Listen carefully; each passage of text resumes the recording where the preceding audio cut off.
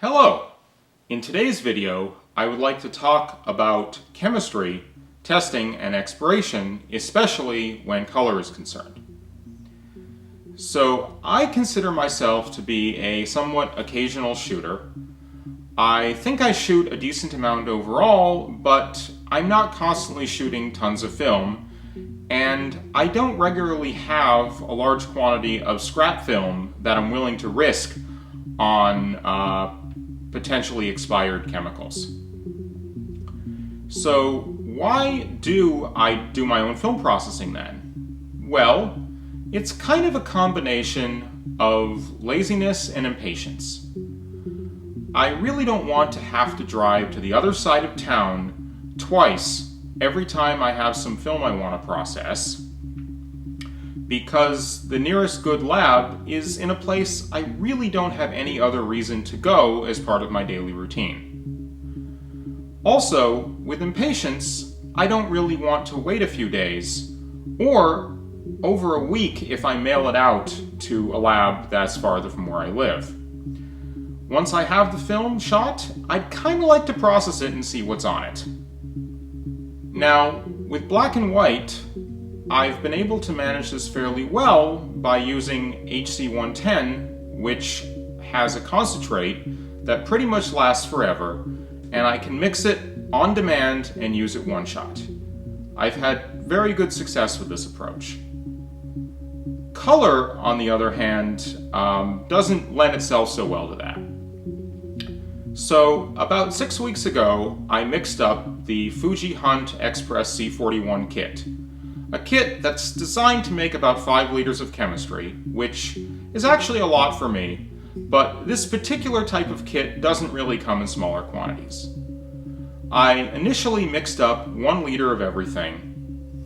Then I later mixed up the remaining 4 liters of the developer just because I heard that the concentrates, once opened, don't last that long. After doing that, I put the remaining 4 liters in cold storage because I've heard that they can actually last a long time like that, and kept everything else in the room where I do most of my film processing. Now, I just came back from a trip, and I have some film I want to develop, but I really don't want to risk it on potentially bad chemistry, but I also don't want to needlessly dump the chemistry out. According to the datasheets that come with the chemistry, it should be good, the developer that is, for 4 to 6 weeks depending on how you stored it. If you stored it in a fully stoppered bottle for 6 weeks or a tank with a floating lid for 4 weeks, a mostly full plastic bottle with a lid on as tight as possible. I don't know where it falls in that category. They're technically accordion bottles, but these accordion bottles are terrible at actually remaining compressed. So, I would like to test it before I use it.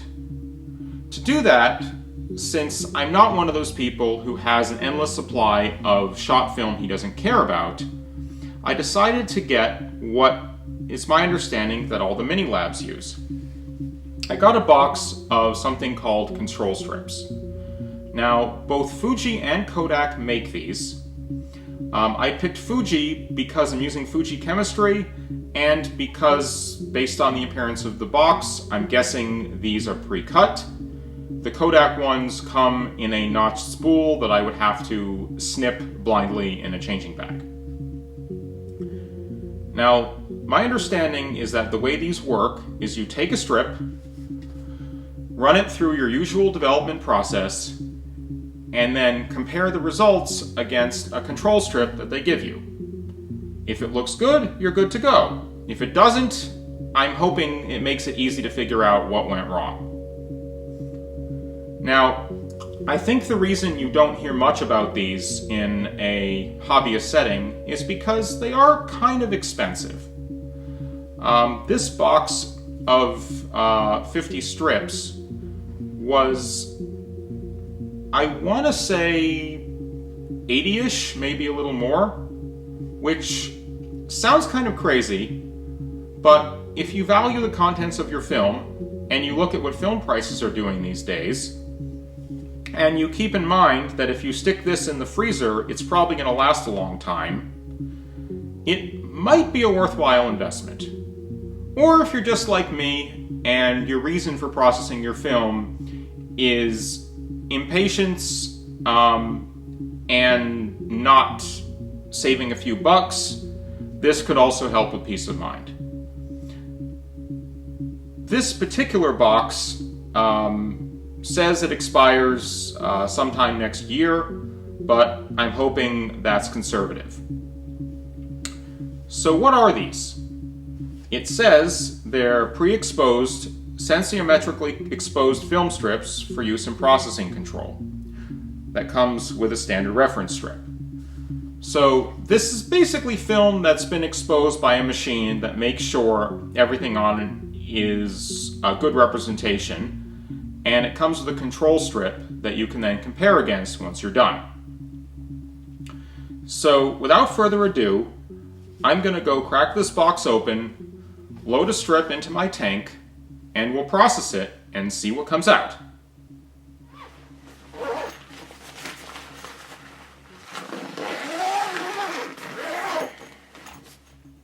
I'm just about ready to begin processing, but before I do, I'd just like to go over what I found while loading a control strip from this box into my tank.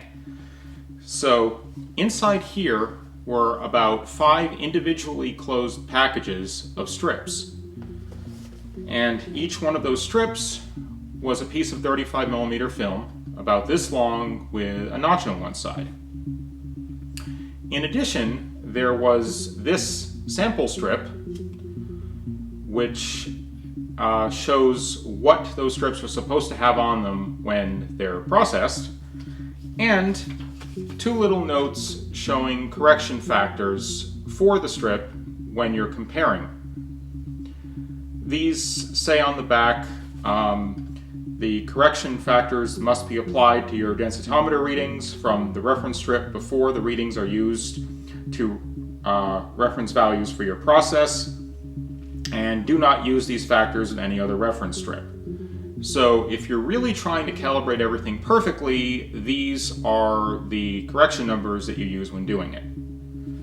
Now, when I did go through and start heating up the chemicals, I noticed the developer had turned a little bit of a brown color. I'm hoping that's just a side effect of having used it to process other film, though I've only done about 4 rolls with it so far. But it also reminded me why it's probably good to test, and if I didn't have this test kit, I'd probably be moving on to the next bottle of developer. So, without further ado, let's get started processing.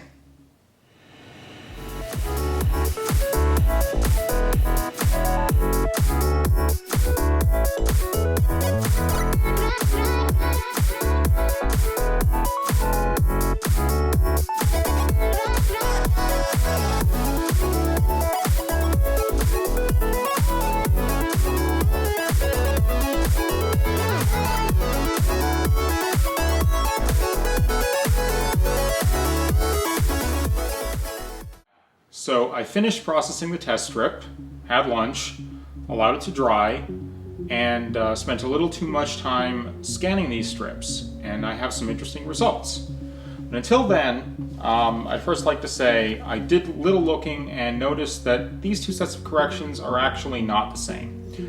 One is for C41 and one is for CN16.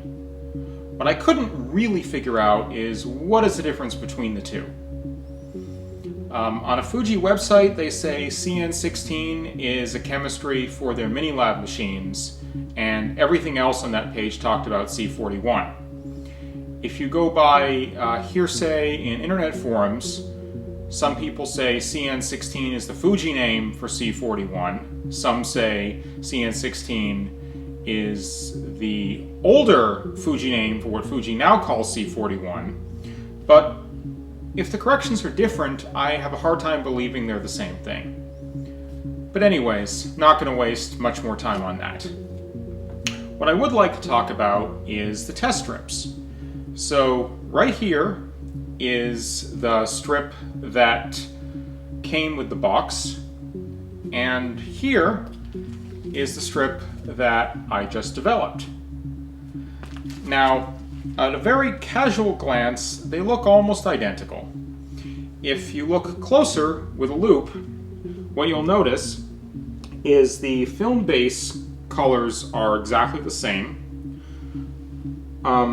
The D-min value looks the same. The D-max looks the same or almost the same.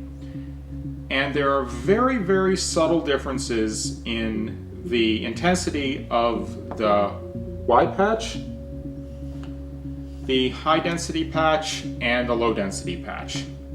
However, it's hard to say if this is due to the age of my chemicals or just the fact that my at-home processing is not quite as controlled as a commercial machine. At a cursory glance, you wouldn't even notice these things. You really have to look closely. In fact, if you look at the scans that I'm showing, what I did was I tried to do the same scanning process on both of them. I scanned both strips, I brought them both into Photoshop, and then I averaged all the patches because the intensity across the patches were not completely uniform just due to a quirk of, I think, scanning. And then I did curve adjustments based on the reference strip to try to match both of them. And at this point, they look pretty darn close. In fact, it's only when you start eyedropping the RGB values that you start to see any differences at all. However, I think this has given me a pretty good feeling. My chemicals are probably fine for a few more rolls of film before I move on to the next batch of developer, just to be safe. But yeah, this was a pretty enlightening experience. Now, the way you're supposed to evaluate these test strips is with a densitometer, which I certainly don't have, and I don't think your average home user has either. What would actually be quite useful is if there were versions of these test strips that actually had sample images that you could compare, in addition to just specific patches that you actually have to measure. However, these were pretty useful. I'm glad I had the experience of going through this process, and I look forward to being able to do this again every few months or whenever there's a major change in my processing workflow. With that, I think it's time to go ahead and wrap this up and get to processing the film for my trip. Bye!